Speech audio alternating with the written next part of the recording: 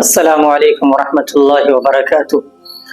سب کچھ یاد رکھا جائے گا، سب یاد رکھا جائے گا، اور یہ بھی یاد رکھا جائے گا کہ کس کس طرح سے تم نے ملک کو توڑنے کی کوششیں کی اور کس کس طرح سے ہم نے ملک کو جوڑنے کی خواہشیں کی۔ یہ بات کیوں کہہ رہا ہوں؟ اس لیے کہ ابھی آپ نے دیکھا ایک ٹرین میں 70 سال کے بزرگ کے ساتھ کیا معاملہ آیا، ساری دنیا جانتی ہے۔ اور اس سے پہلے ہریانہ میں ایک بچہ دودھ لانے کے لیے جاتا ہے اور اس پر یہ الزام لگا کر اس کو پیٹا جاتا ہے، اس کے فادر کو مارا جاتا ہے، ان کے باپ کو مارا جاتا ہے کہ یہ چھیڑ خانی کر رہا تھا۔ اور یہی نہیں رکتا ہے، اس کے بعد سمستی پور بہار آ جائیے، وہاں پر ایک آدمی کو صرف شبہ ہوتا ہے کہ یہ بندہ گائے کو لے جا رہا ہے، اس کو پیٹ دیتا ہے، پوری بھیڑ آتی ہے، 1 to 1 کہیں مقابلہ نہیں کرتے ہیں۔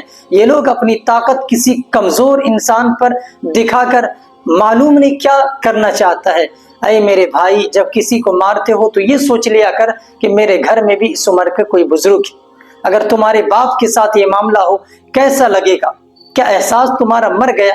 ضمیر بک چکا ہے؟ بتاؤ، اسی ملک میں سب کہتے ہیں کہ ہندو مسلم سکھ عیسائی سب آپس میں بھائی بھائی، یہ نعرہ کب تک ہم لوگ کہیں گے؟ کیا ہم سب نے مل کے اس ملک کے لیے کام نہیں کیا؟ آپ سمجھیے، نفرت میں اتنا بھی مت ڈوب جائیے کہ یہ بھی ہمیں پتہ نہ چلے کہ یہ بیچارہ بزرگ ہے، ان کو مار کر کیا ملے گا۔ بیچارے کو اس قدر مارا، 70 سال کا بوڑھا ہے، آنکھ سے خون نکل رہا ہے، کچھ بولنے کو تیار نہیں ہے۔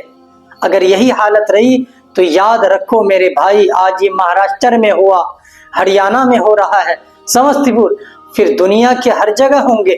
ہندوستان برباد اور یہاں سے غلط میسج جائے گا۔ اس لیے میرے بھائی، جنہوں نے یہ کام کیا ٹرین میں، ان کے ویڈیو کو دیکھ کر ہمارے ہندو بھائی یہ نہ سوچے کہ ہمیں بھی آگے ایسا قدم اٹھانا ہے۔ اس سے ملک کے اندر ترقی نہیں ہوتی، ملک بربادی کی طرف جاتا ہے۔ ہم دعا کرتے ہیں کہ اللہ ہمارے اس ملک کی پوری طور پر حفاظت فرمائے، اور ہندو مسلم سکھ عیسائی کی جو محبت ہمارے بزرگوں نے قائم کر کے دنیا سے گئے، وہ محبت اب بھی باقی رہے۔